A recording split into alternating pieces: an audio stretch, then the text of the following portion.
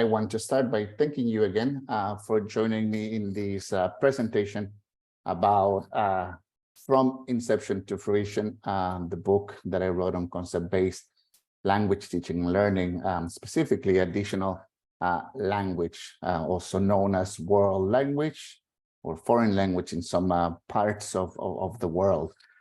Those of you that that know me or that have had the chance to interact on social media with me know that I have been exploring the extension of Dr. Lynn Erickson's work and Dr. Lanning's work for a long time. If you have taken the time or are familiar with my blog or the group that I have on Facebook, you may know about all the different attempts that I have made to demonstrate that it is possible to teach conceptually, that it is possible to teach towards conceptual understandings from early phases all the way to the highest levels of language learning. I have now been effectively teaching through this model for nearly 5 years, and the last 4 years of my experience have been significantly meaningful, because every piece of information, every idea that I had has now been consolidated. Not only do I have examples of summative assessments, but of every single stage of the learning process in different language levels. So welcome again. I hope that I am able to spark curiosity in you, and that if you have any questions, I am able to answer them as well. For those of you that inquired into the content of the book, I just want you to know that there are two versions of the book. There is the English version, and there is the Spanish version as well. I am very lucky that for an additional language book, the book exists in 2 languages already. Of course, I had to start the book by contextualizing it and putting the book in perspective with the concept-based curriculum and instruction model and how it applies to additional languages. There is a whole chapter dedicated to understanding this model. All of the information that is presented through the lenses of additional languages. I am very proud of the work that this book shares, because I was very lucky. I have been very lucky in my professional life.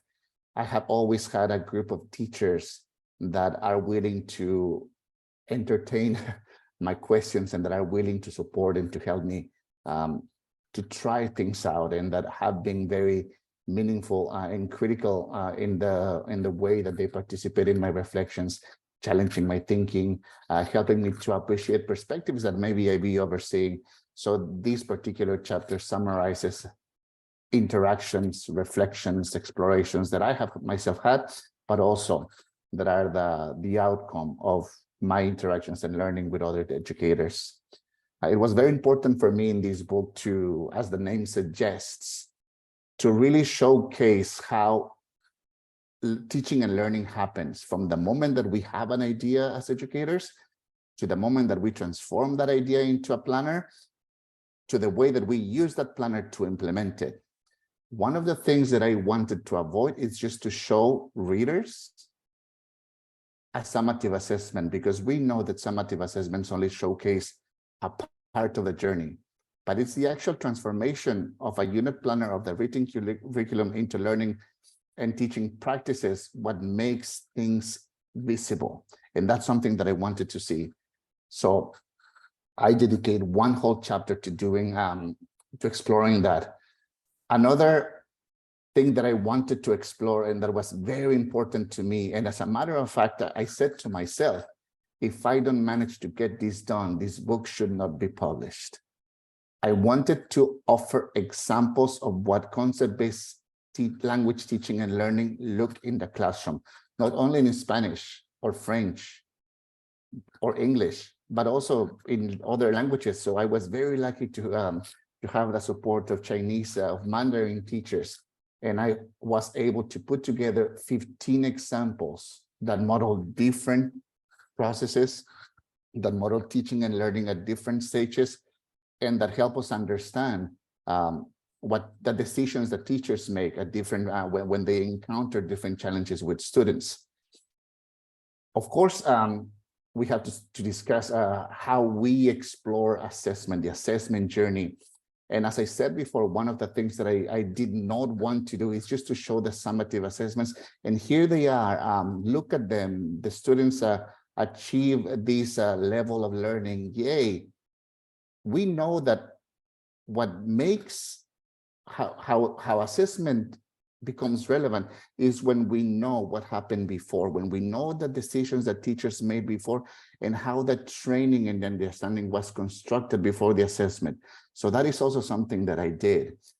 I have in this book, in both versions, there in chapter 4, there are 2 units presented to you. And these units are presented in stages. The way that they are launched, the way that they are presented to students, the practice that students undergo, the different engagements in which they take place, specific modeling of training in preparation for the assessment, and the assessment itself. So I am not just sharing with you the outcome, I'm sharing with you the process throughout. And I guess that the cherry on the pie for me, and when I realized that it was a good idea to share this book with the world, it's the first attempt. Of course, there are many things to be improved. There are many things to discover. The beauty of our area of our subject is that each language is a universe. Things happen differently in every language. The conceptual understandings that exist in some language are completely new to the understandings that exist in others.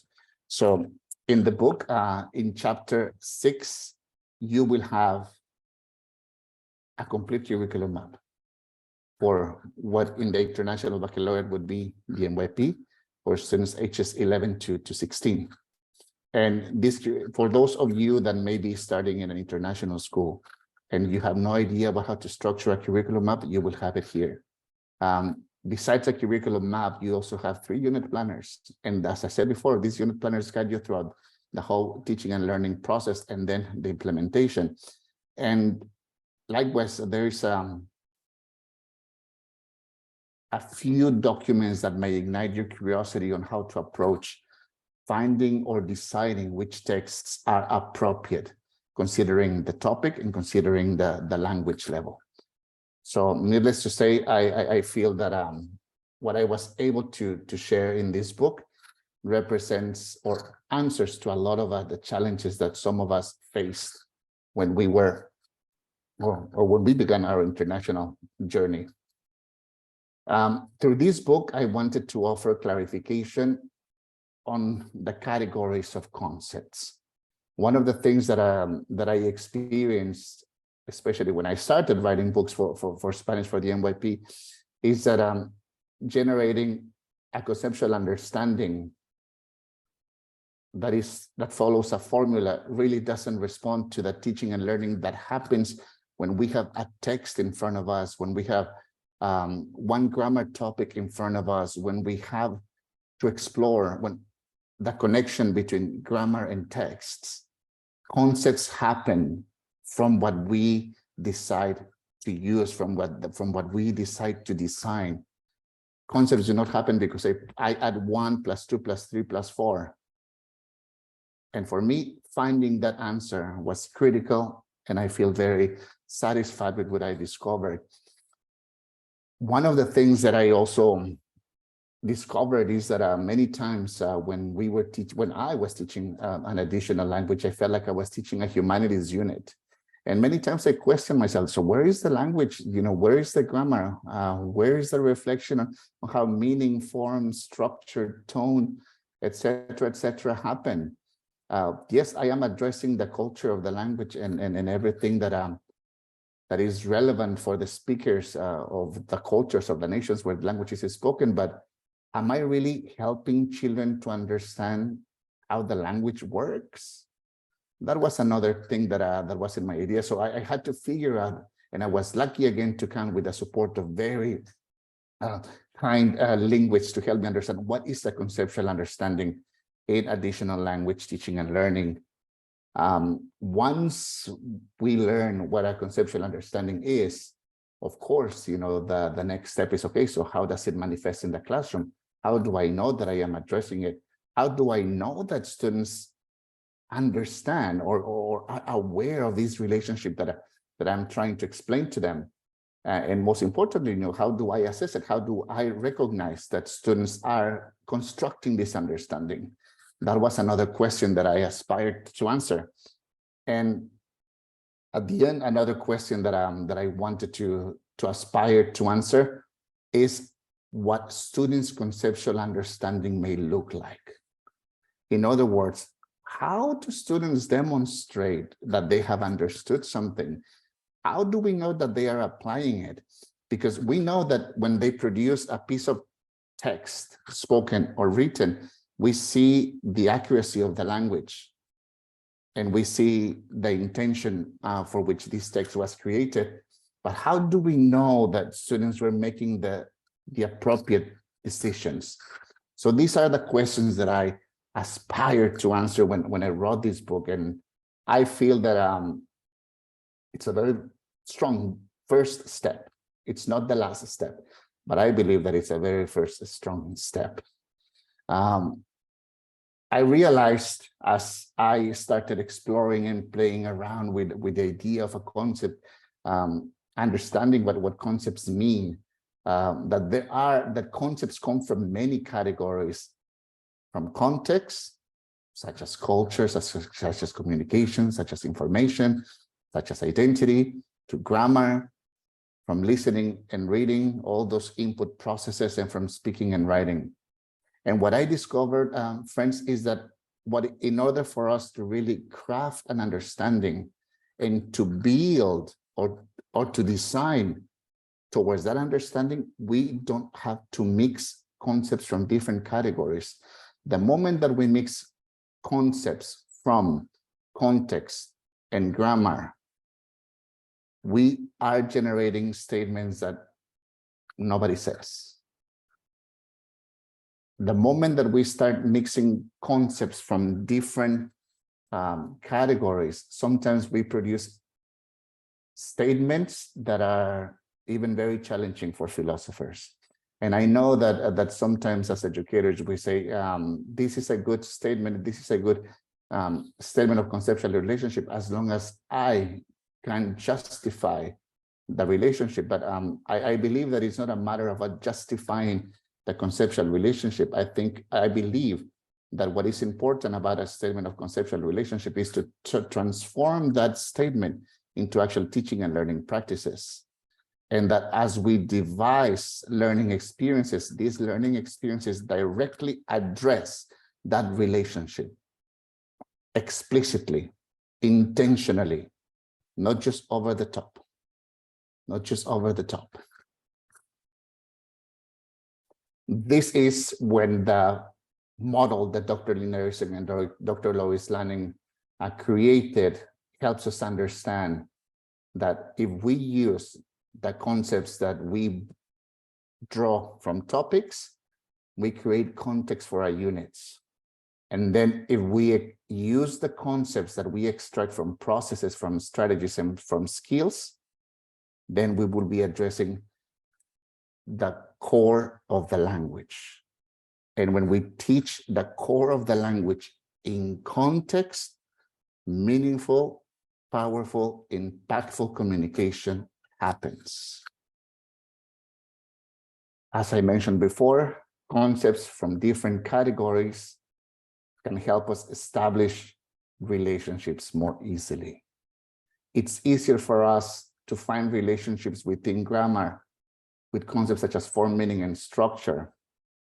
It's easier for us to find relationships, explicit relationships, intentional relationships in concepts that we draw from topics such as communication, identity, and society, and so on. When we try to mix them, we may be lucky and really come up with a relationship that makes sense. But those cases are very rare. So what I noticed is that conceptual understandings become explicit, attainable, obvious, and are transforming to teaching and learning easily when the concepts from categories are combined with them. And then it's really easy. It's very simple. It's quite practical to help the students see them in everything that we do, in every decision that we make. Let me give you an example, because if we design a unit, we have to design towards conceptual understanding. We don't design towards topics. We don't design towards skills. We design towards the topics that we extract from the context. We design towards the concepts that we draw from skills, from strategies, or from processes. Let's imagine that in this unit that I am going to try to model for you, this is my conceptual understanding for context. All of the pictures, all of the readings, all of the videos, all the language that I will choose to teach addresses this big exploration. But what about grammar? Well, I will need another generalization that speaks only about grammar. And then what about metacognition? Because a lot of things happen in our brain when we are viewing something, when we are reading something, when we are repeating something, when we are practicing drills, when we're trying to memorize something, when the teacher is asking us to look for patterns. So we have to look at the concepts from all of these metacognitive processes that help us to respond appropriately. But at the same time, every time that we teach specific grammar, specific functions within a concept, within a context, we need to discern something. There is a reason, for example, why we teach there is and there are versus to have. There is a reason why in English, sometimes the prepositions in, on, at are taught together. What is it that we want students to discern when we teach this? So this is why we need another conceptual understanding that addresses that important substance that we need to discern. Again, I am emphasizing this verb in order to be able to produce accurately. And finally, students need to perform. Students need to demonstrate that they can apply all of these understandings and to produce text and to produce and to communicate messages and to address audiences and to communicate ideas for different purposes. So we need another understanding for that. Yes, they must be very overwhelming for some of us at the beginning. But believe me, once you start seeing things in layer as if it was an onion, things just start making sense. Because all of a sudden you will see how, if you see, imagine 5 units, one next to the other. You will see all of your explorations next to each other. You will see your grammar understandings next to each other. You will see all the metacognitive skills, what in the IB school ATL skills put together, one next to each other. You will see the progression. You will see critical thinking, all of these ideas that we need to discern together, how they grow in complexity. And you will be able to see how communication becomes more and more complex. So we will see all of the layers of language learning that sometimes we cannot see in a syllabus, because a syllabus pretty much tells a teacher what to do. A conceptual understanding is quite interesting, my friends, because a conceptual understanding is what students need to demonstrate to us. It's all about what they do, not about what we do. The power that we have, the opportunity that we have is that we design it for them. And you see a lot of information regarding this on chapter 2 of the book. You saw the way that I presented conceptual understandings in categories also. And this is how I would like us to approach the model. We need 5 conceptual understandings, at least depending on the concept, on the complexity of our units, in order for us to assess not only everything that pertains to the context and the use of vocabulary in context, but also the grammar, but also metacognition, discernment, and the use of the language. This is a very strong way or approach to see language learners as wholesome users of the language, not only as individuals that can answer or that can complete filling in the gap exercises, that can participate in 30-second drills, or that can write sentences. We are really seeing students as builders of ideas, as builders of knowledge or understandings. So when we address conceptual understandings, I am speaking about the moment when we are teaching, we have to recognize that we have to be very intentional and explicit. If we are to teach the present tense, for example, and adverbs of frequency, what is the relationship that we want students to see in this particular exploration? If we are asking students to begin to write emails, an email, formal or informally, has a different communication or convention, have different conventions in different cultures. So what do we want students to see? Are we making it intentional and explicit to them? We have to understand that we need to acknowledge that we have to model how language is used purposefully. I think that one of the shortcomings that we may face is that there may be times when a lot of the examples that come out of our mouth or that appear in texts or grammar exercises are just modeling bits and pieces of the big understanding. They don't help the students to visualize the understanding completely. In the book, I discuss the role of filling in the gaps exercises. And I say that through conversations with a lot of linguists, a conclusion that I arrived at is that there is value in these exercises. There is value in testing our memorization skills. But we also concluded that it was very difficult to state that by filling in the gaps or choosing a word from a multiple choice exercise, we can write a sentence. The sentence was pretty much written for the student by the author of that statement. The experience would be very different if we teach students to write full sentences, and then we teach them to connect sentences to form paragraphs, and then we teach them to connect paragraphs to build texts. We also have to remember that students need opportunities to observe patterns, connections, and relationships in order to generalize. Generalizing is absolutely at the core of concept-based language teaching and learning. Why am I saying this?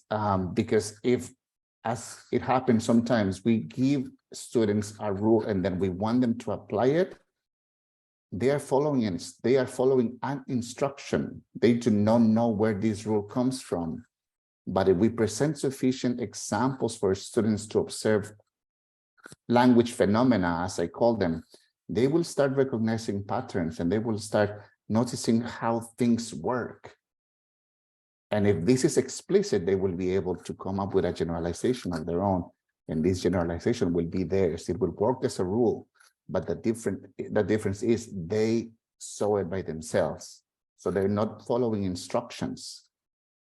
They are applying an understanding that was made evident to them. I think also we need to insist in giving opportunities to students to assess their conceptual understandings. When we know, or when we have collected sufficient evidence of learning that demonstrates that students have understood something, this is the moment to start bringing up all these exceptions, the odd man outs, the unusual examples, to help the students see that we can generalize on something, but there will always, or there may sometimes be an element of language that will help us, that will not agree with that generalization. And I believe also that it's important for us as teachers, as educators, to assess how consistent we are with the training that we provide students. Are we asking students to write a text towards the end of the unit after doing a reading practice? Or are we progressively constructing one text with them and then show them different types of texts where the language and the functions and the structures that we want them to understand are presented to them? In other words, is the comprehensible input consistent, progressive, and growing in complexity? And does it appear in different texts so that the final text that students will have to produce is not a surprise to them? A lot of insights for this you will find in chapter 3, when we have the opportunity to look at the teaching scenarios.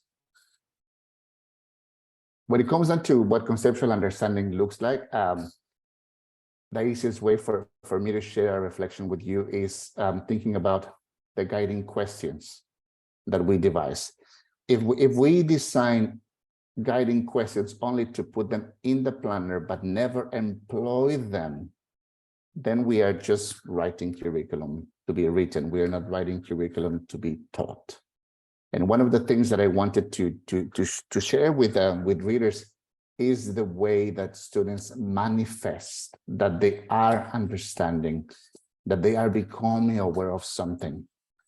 Because when we give students this opportunity to answer questions that unpack concepts, or questions that address conceptual relationships, we have the opportunity to become aware of the extent to which students are using the language of the context. We are becoming aware of how students are applying the conceptual understandings related to grammar, how they are applying what they have understood or what they have generalized from our inquiries on the mentor text that we select. And most importantly, how students start self-regulating themselves, becoming aware of, oh, should I say it like this? Should I say it like that? Should I write it like this? Should I write it like this?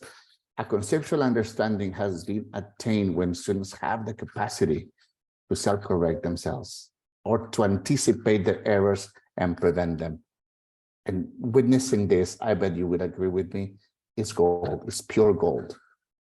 And towards the end, when students perform their final tasks, are we seeing evidence of the way that we train them through text? Are we seeing evidence of the ideas that were shared? Are we seeing ideas that they may have borrowed from the text that they read and that they listened to or that they viewed? This brings everything full circle, friends. And in chapter 4, you get to see this journey because, as I said before, you see the journey from working on something all the way to the summative assessment. And this is how in the book, I try to show you how students are demonstrating their understanding. So for different scenarios, sometimes you have students' exit tickets or students' entry tickets. This comes from chapter 3 in the book.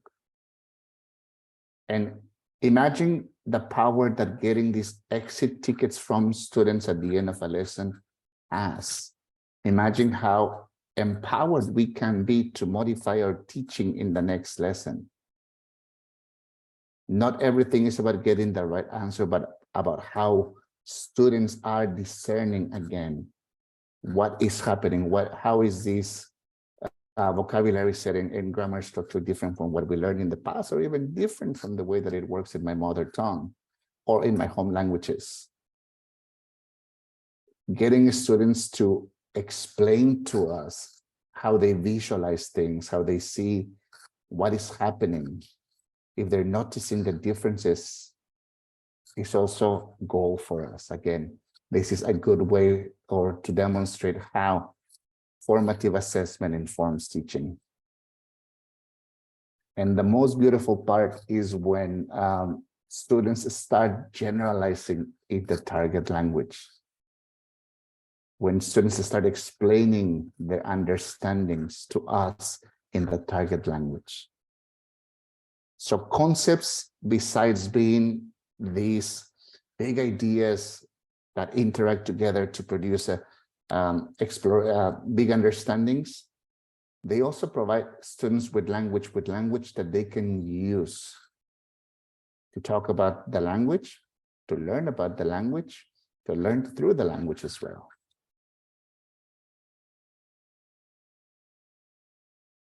So again, using guiding questions, the guiding questions that we designed in our unit plan, if we design them intentionally, they will be used by students and they will help students craft their understanding. So in the assessment journey, as I mentioned before, I did not want to show only summative assessments because they only reveal a performance. Summative assessment does not offer context about where things happen and what was the purpose of the unit and what are the supporting exercises that the teacher used. If I only showed you summative assessments, we will not have access to the circumstances of the class, to the decisions that the teachers made and the reasons why they made them. So for that reason, instead of writing about what assessment is, I was very simple and I tried to make an effort, and I made an effort to show how students work, demonstrated their understanding, and helped teachers see that they were learning, and most importantly, that they were also applying that understanding. And approaching assessment like this supports the idea that the more we listen as teachers, the more evidence we have of what is going around. The more we observe, the more opportunities we have to track understandings or to track misunderstandings. In other words, as I say to my colleagues sometimes, being in front of the board needs to be meticulously decided. We can be slaves to the board. If we are always in front, it's going to be hard for us to know what happens.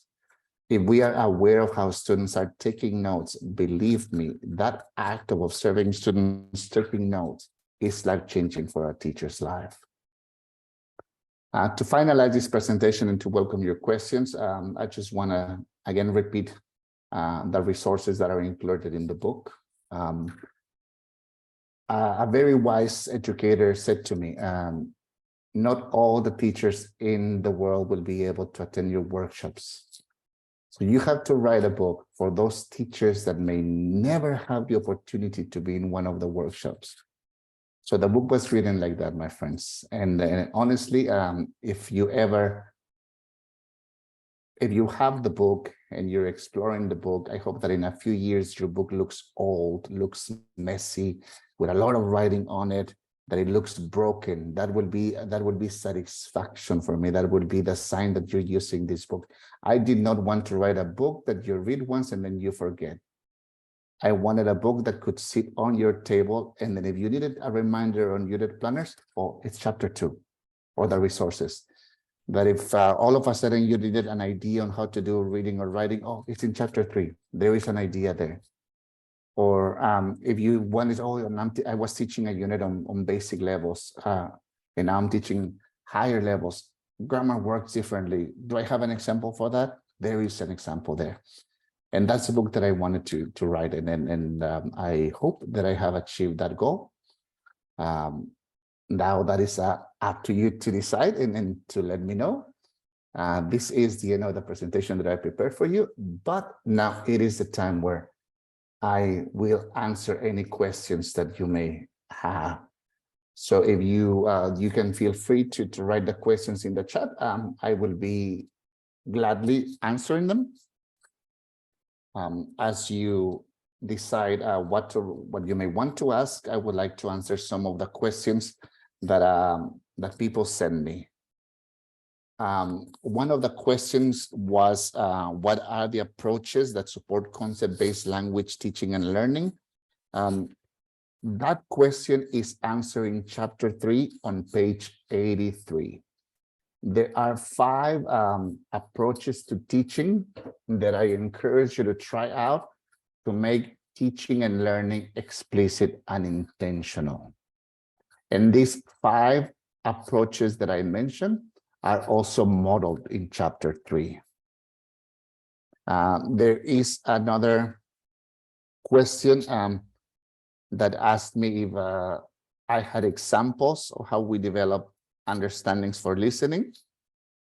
Yes, there is an example on chapter 3 on page 93. And if you want to explore understandings for speaking, you have to check chapter 4, pages 152 and 161. So that you will have 2 strong examples, different levels of language as well. there is a very interesting question about how best to develop generalizations. So to address this about what are the generalizations that we need, what are the conceptual understandings that we need in a unit, the decision that I made is writing chapter 1. That is how I use Dr. Lynn Erickson's work and Dr. Lois Lanning's work in the area of additional languages to model how concepts that are extracted from topics can become generalizations, and how concepts that are extracted from processes, from strategies, and skills can become generalizations. By doing this, I tried to model what the suggestion that I made to you before. I tried not to mix concepts from different categories to make the relationship explicit, so that this conceptual relationship is a statement that is true, that is that can be investigated, that can be proved with examples, that can be that can give teachers an opportunity to produce patterns for students to investigate. And there is another question that asks if the book can be used to plan. Yes, the book has 3 units, as I mentioned, 3 units. And what is interesting is that in the units, you will see the link to the resources that were used. So there is a unit for Spanish and a unit for English. And I also wanted to take things to a different level. So if you have a copy of the Spanish book, on page 107, there is a QR code. By the way, the book is packed with QR codes. I know that QR codes represent an investment of time, but whenever you have more free time, I know that we teachers are always chasing time, but whenever you have the time, take a look at some of these QR codes. You will see inside the classroom. You will see students' actual work. You will see students' responses. And in this QR code here in the Spanish version, you see the whole planning process that I and a friend of mine took part in. In the English version, the same thing happens. It's on page 72. There is also another video where you see another teacher, a dear friend of mine, an Arabic teacher, and I discussing which are the concepts that are more suitable for the exploration. Suparna, you are asking me what is the difference between conclusion and a generalization. A generalization, a generalization as defined by Dr. Lynn Erickson, is a synthesis of thought. That means that students observe many examples, and in these examples that students see, they see how the concepts manifest. And by seeing the concepts, for example, gender, grammatical number, and agreement, they will see that in languages like Spanish, when the gender and the number of words change, the statements have to agree. So that's a generalization. It comes from observing patterns. It comes from observing many examples. How generalizations may differ from a conclusion is that a conclusion is just like an ending statement. But a generalization is a synthesis of thought that comes from exploring patterns, from finding connections and relationships. Elizabeth is asking me, your focus is more on the MYP. As a matter of fact, Elizabeth, I try to stay away from the IB in this book because I understand the concept that it is believed that concept base is done in the IB. But what I wanted to do was to write a book for everyone, for teachers of additional languages all over the world in every model. So the only time when I mention the IB is when I give a suggestion to the IB educators on where to find concepts that are connected to their mission statement, the mission statement of their school. And in the unit planners, when you see the standards, and then you see, instead of the standards, you see the strands. But other than that, throughout the book, there is no mention of the MYP or the PYP. And there is a second question here. What advice do you have for teaching the younger students a new language, especially if they have no prior knowledge or exposure to the language? Elizabeth, thank you for that question. That is a fantastic question. I have been working with the United Nations International School in New York for, I believe, nearly 5 years now. And the work that we have, that I have had the opportunity to do with them focuses on primary. So I have been investigating this aspect with teachers. And what we now can share is young students, regardless from grade 1 to grade 5, for example, they see language patterns. They do not have the language, even in English, they may not have the sophisticated language to explain an understanding, to put together a generalization, but they can answer conceptual questions. And then if we give students props with the concepts that we are working with, they will produce something. They will demonstrate this with to us. So the advice that I can share based on this experience with this school over nearly 5 years of investigation is intentionality. The language that we present students should be so concrete and so to the point, and to have as fewer distractions as possible so that they start building easily. What do I mean by distractions? I believe that we are aware of the challenge that books represent. Books are great tools, but some books jump from one topic to the other. And sometimes books do not give insufficient practice on one understanding. So when we are about to consolidate something, that all of a sudden the book changes to another topic, or the book starts recycling vocabulary for something that will happen later, but there is no this consistency. So it's very difficult to help students see something sustainably. So that is an advice that I can give. Find a function. We have found success in helping students approach their learning by hearing things like this. Today, we're going to investigate how we can disagree with people. Today, we're going to investigate how we can invite people. Intentions work so well with children because this is what helps them to categorize the complexities of grammar and the complexities of meaning. We have to be aware that students' biological age matters a lot when understanding different aspects of language.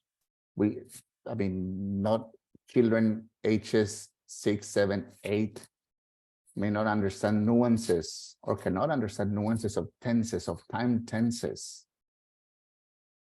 Students will understand modes of language and hypotheses only when they are older. So we have to be we have to curate language experiences and language intentions very carefully so that the communication aspect that we want students to experience through the text that we present, through the examples that we present, means something of automatic application. That's another thing that we notice with children. When children can apply it automatically over a period of time, there's learning happening. And the good thing about children is that they don't mind repeating things 12 times, unlike teenagers. Children have this energy for melody. Children have this energy for repeating things that look and sound the same. In other words, I think that many languages can be taught in primary through singing if we learn to find or through storytelling, if we create the correct experiences. I hope that answers your question, Elizabeth.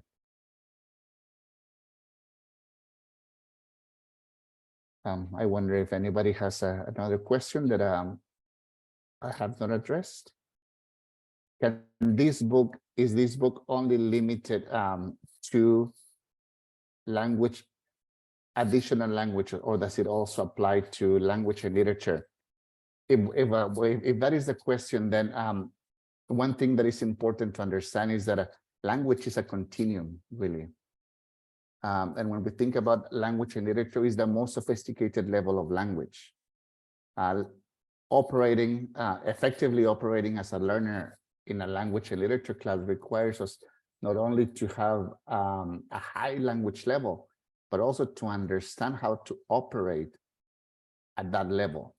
That means to be able to analyze text, to be able to produce language in different ways.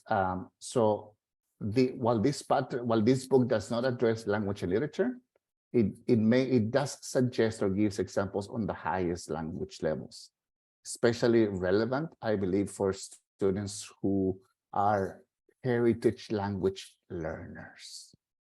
Dr. Lois Lanning, her first book, addresses completely English language arts, and then Tiffany Brown wrote, along with Dr. Lois Lanning, another book that addresses lesson planning in language arts and literacy specifically. So Rosemary's asking me, so the understanding for context is the overarching one, the big idea, and the ones for our processes are micro understandings. I am going to quote Rachel French on this because she was instrumental for helping me understand this. If we say that the context generalization is the overarching one, we're teaching humanities. The language generalizations, understanding, responding, critiquing, and producing are the language ones.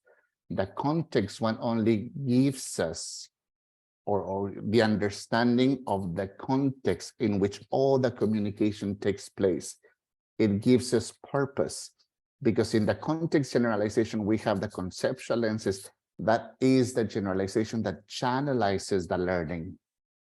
So I would not say that it's overarching. I prefer to say that this is the generalization that grounds the learning. The other ones are not micro understandings. They are big understandings, because without grammar, we cannot listen or read or write or read. Without becoming aware of the metacognitive processes, we cannot prepare a high quality response. Without discerning why this grammar point or why this communication point is relevant, we will not be able to consolidate an understanding and to produce effectively. And without developing an understanding on why speakers, writers, producers make certain decisions, we will not be able to perform effectively. So I don't think it's a question of macro or micro. I think it's a question of the aspect of the language that they address. Let's imagine a pizza. Each of these understanding is a slice of pizza. We would not have and if we don't have one of these understanding, the pizza will look like Pac-Man. It will not be complete. So a pizza with 5 slices. Yes, thank you for confirming that, Grace, the fact that we need to set more than one generalization in a unit. All right, I am very conscious of the time. What I don't want to forget is to thank you for taking part of this conversation. If the book has been of help to you, I hope that you would not mind my asking to leave a review on Amazon. That would help the book to continue to gain momentum. I thank you for welcoming this book. I thank you for welcoming my ideas. I thank you for supporting this first attempt. It's very important to say to explore concept-based teaching and learning in the area of additional languages. So thank you very much again.